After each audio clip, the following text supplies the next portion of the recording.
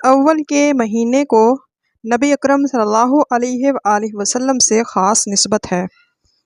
اس کی 12 تاریخ آپ صلی اللہ علیہ وآلہ وسلم کی تاریخ وصال ہے، اور ایک رائے کے مطابق یہی آپ صلی اللہ علیہ وآلہ وسلم کی تاریخ ولادت بھی ہے۔ چنانچہ اسی نسبت سے اس دن عید میلاد النبی صلی اللہ علیہ وآلہ وسلم منایا جاتا ہے۔ بلا شبہ رسول اللہ صلی اللہ علیہ وسلم سے ہر مسلمان عقیدت، محبت، جذباتی وابستگی رکھتا ہے۔ بنا بری ربیع الاول کے ان ابتدائی ایام میں سیرت کی محفل منعقد ہوتی ہے، جن میں آپ صلی اللہ علیہ وآلہ وسلم کی بلند مرتبت اور علم و شان، شخصیت کی عظمت کے پہلو پر گفتگو ہوتی ہے۔ آپ صلی اللہ علیہ وآلہ وسلم کے مناقب کا تذکرہ ہوتا ہے۔ جہاں تک اس بات کا تعلق ہے کہ ہم نبی صلی اللہ علیہ وآلہ وسلم کی عظمت کا ادراک کریں تو یہ بات ہمارے لیے ناممکن ہے۔ ہم بس یہی کہہ سکتے ہیں کہ اللہ تعالیٰ کے بعد اس کائنات میں سب سے زیادہ قابل احترام ہستی حضرت محمد صلی اللہ علیہ وآلہ وسلم ہے۔ اللہ تعالیٰ نے اپنے مقدس کلام میں آپ صلی اللہ علیہ وسلم کی عظمت کے بعض پہلوؤں کا ذکر کیا ہے۔ ان میں سے ایک آپ کی شان رحمت ہے، جس کا تذکرہ سورہ انبیاء میں کیا گیا ہے۔ ترجمہ: اے نبی صلی اللہ علیہ وآلہ وسلم، ہم نے آپ کو نہیں بھیجا مگر تمام جہانوں کے لیے رحمت بنا کر۔ سورہ انبیاء آیت نمبر 107۔ آپ صلی اللہ علیہ وآلہ وسلم کی ذات گرامی کس کس پہلو سے رحمت ہے، ہم کلیتاً اس کی حقیقت کو نہیں سمجھ سکتے۔ بہرحال یہ واضح ہے کہ آپ صلی اللہ علیہ وسلم کی ذات، آپ کا پیغام، ہدایت، آپ کا عطا کردہ دین، نظام، عدل اجتماعی پوری نوع انسانی کے لیے رحمت کا سامان ہے۔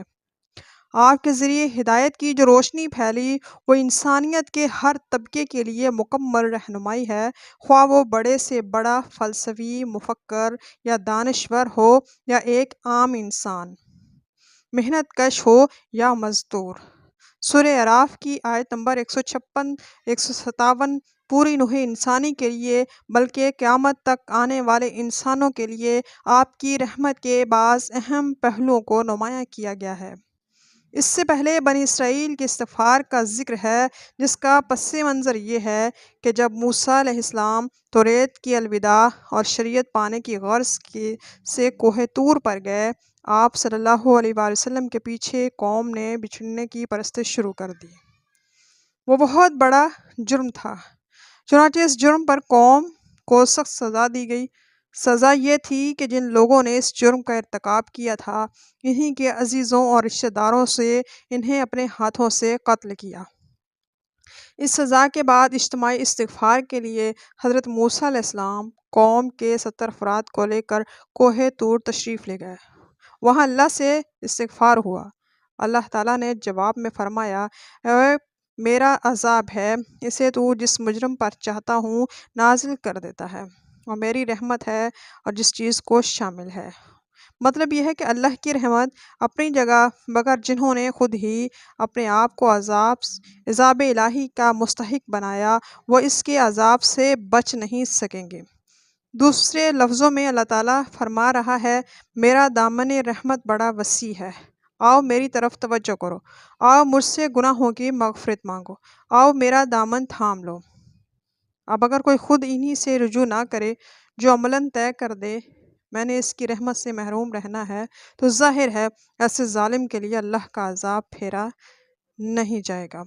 یہ اسی قسم کی بات ہے کہ آپ صلی اللہ علیہ وآلہ وسلم نے ایک موقع پر فرمائی: ہر بندہ مومن جنت میں داخل ہوگا ماں سوائے اس کے جو خود ہی انکار کر دے۔ صحابہ نے پوچھا: یا رسول اللہ صلی اللہ علیہ وسلم، وہ کون ہوگا؟ جنت میں جانے سے کون انکار کرے گا؟ آپ نے فرمایا: جس نے میری اطاعت کی وہ جنت میں داخل ہو جائے گا، اور جس نے میری نافرمانی کی اس نے گویا خود ہی جنت میں جانے سے انکار کر دیا۔ اللہ تعالیٰ نے آگے فرمایا: میں لکھوں گا اس رحمت کو ان لوگوں کے لیے جو تقوی اختیار کریں گے، زکوٰۃ دیں گے، ہماری آیات پر ایمان رکھتے ہوں گے۔ مفسرین کا کہنا ہے کہ اللہ تعالیٰ کی ایک رحمت عام ہے اور ایک